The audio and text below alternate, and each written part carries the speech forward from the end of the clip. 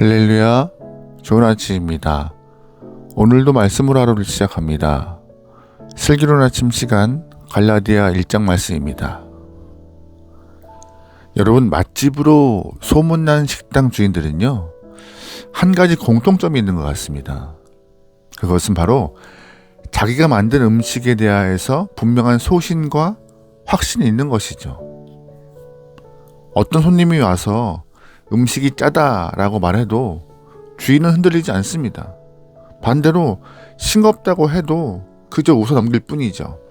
왜냐하면 오랜 시간 동안 지켜왔던 또한 변하지 않은 자기만의 맛이 있기 때문에, 그 맛에 대한 확신이 있기 때문에 주변 사람들이 뭐라 해도 흔들리지 않습니다.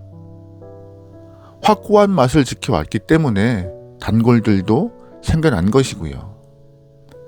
만약 주인이 본인이 만든 음식에 대한 확신이 없으면 어떻게 될까요? 손님들의 말 한마디에 음식 맛은 수시로 바뀔 것이고, 결국 그러한 모습 때문에 이 맛도 저 맛도 아닌 식당이 되어서 문을 닫게 될 것입니다.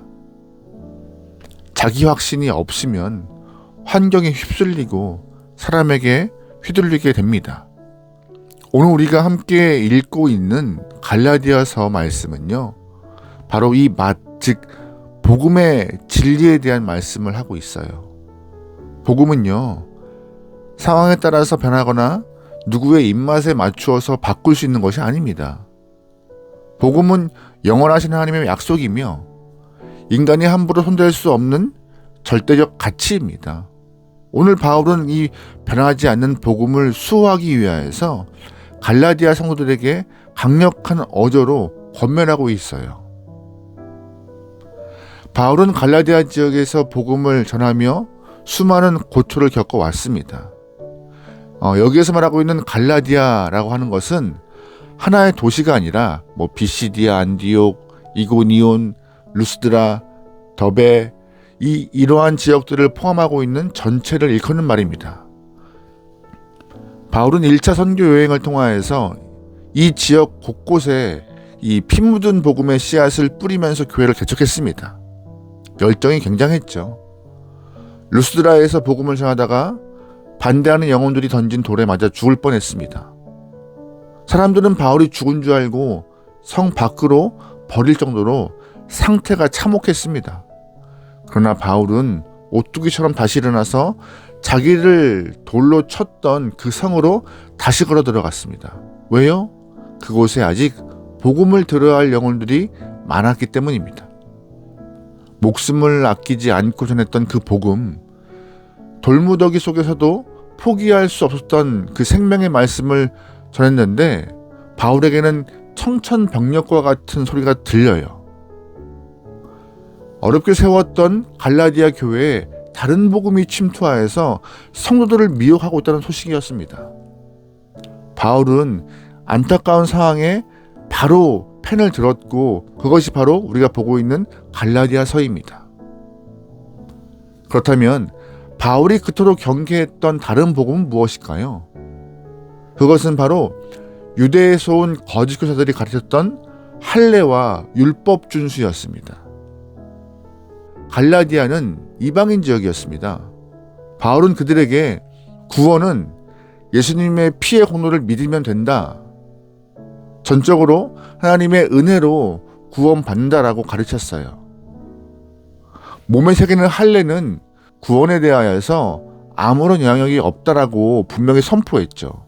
그런데 이 거짓 교사들이 예수님을 믿는 것만으로는 부족해, 아브라함의 자손이 되려면 할례를 받아야 돼, 할례 안 받으면 구원에서 제외되라고 바울과 다르게 가르친 것입니다. 그럼 이것이 왜 무서운 복음이에요? 왜 다른 복음일까요? 이것은 예수님의 십자가 공로를 불완전하게 만들기 때문입니다. 예수님의 십자가 공로가 불완전하여서 인간의 행위, 즉 할례가 보태져야만이 구원이 완성된다고 설명한 것이기 때문이에요. 이렇게 말하는 순간 하나님의 은혜는 퇴색되고 맙니다. 그래서 바울은 7절에서 단호하게 선포해요. 7절 말씀입니다. 다른 복음은 없나니 다만 어떤 사람들이 너희를 교란하여 그리스도의 복음을 변하게 하려 함이라. 아멘. 바울은 다른 복음이 성도에게 두 가지의 치명적인 영향을 미친다고 말하고 있어요. 첫 번째가 교란입니다. 7절 말씀에 교란이요. 여기서 말하는 교란은 헬라어로 타라소인데 두려워서 벌벌 떨게 하다라는 뜻을 갖고 있는 말입니다. 여러분, 참된 복음은요, 우리를 자유하게 해요. 기쁜 소식이에요. 죄와 죽음의 공포에서 떨던 우리에게 이제 살 길이 열렸다고 선포하는 해방의 메시지입니다. 그런데 다른 복음은 이거 안 하면 지옥 가, 이 모임에 안 들어오면 벌받아 라고 겁을 주죠. 오늘날 사이비 이단들의 특징이 뭔지 아세요? 공포 마케팅입니다. 1993년 다미 선교의 시한부 종말론 사건 기억하시죠? 특정 날짜를 정해놓고 그 자리에 모이지 않으면 영원한 형벌을 받는다고 사람들을 위협했습니다. 이것 복음입니까? 복음 아닙니다. 부활하신 주님이 제자들에게 오셔서 가장 먼저 한 말이 뭐예요? 평안할지어다입니다. 우리를 벌벌 떨게 하여서 맹목적으로 추종하게 만드는 것은 결단코 복음 아닙니다. 여러분 잘 기억하세요. 복음은 우리에게 평안하게 하고 행복을 줍니다. 벌벌 떨게 하는 것이 아니에요. 본문에 있는 교란하게 만드는 것 아닙니다. 또한 두 번째로 다른 복음이 주는 치명적인 악영향이 뭐예요? 바로 변하게 하는 것입니다. 여기서 변하게 하다라는 헬라어는 메타스트레포라는 말인데 상하게 하다, 부패하게 하다라는 뜻을 갖고 있습니다. 복음은 언제 들어도 우리의 영혼을 소생시키시고 신선한 생명의 양식이 되는 것입니다. 그런데 이 복음이 인간의 욕심과 불순물이 섞이면요, 상한 음식이 되어서 영혼을 죽게 합니다. 오늘날에도 복음을 상하게 하는 행위들이 있습니다. 먼저 복음을 돈으로 환산하는 행위입니다. 복음은 값없이 주어지는 하나님의 선물입니다. 그런데 이 선물을 가로채서 돈을 요구하거나 복음을 비즈니스 수단으로 삼는 것은 복음을 부패하게 만드는 일입니다. 구약시대 타락한 제사장들이 돈을 받고 말씀을 팔았던 것처럼 오늘날에도 물질의 탐욕에 섞인 가르침은 다른 복음이에요. 또한 복음을 상하게 하는 행위가 뭐예요? 사람이 주인 노릇하는 것입니다. 사람은 복음의 통로일 뿐입니다. 저와 같은 목사도 하나님이 쓰시는 도구일 뿐이지 복음의 주체가 아닙니다. 사람이 마치 복음을 수여하는 자처럼 행동하거나 사람의 권위가 하나님의 말씀에 올라가는 순간 복음은 변질돼요. 오직 하나님 한 분만이 복음의 주인 되시는 것입니다.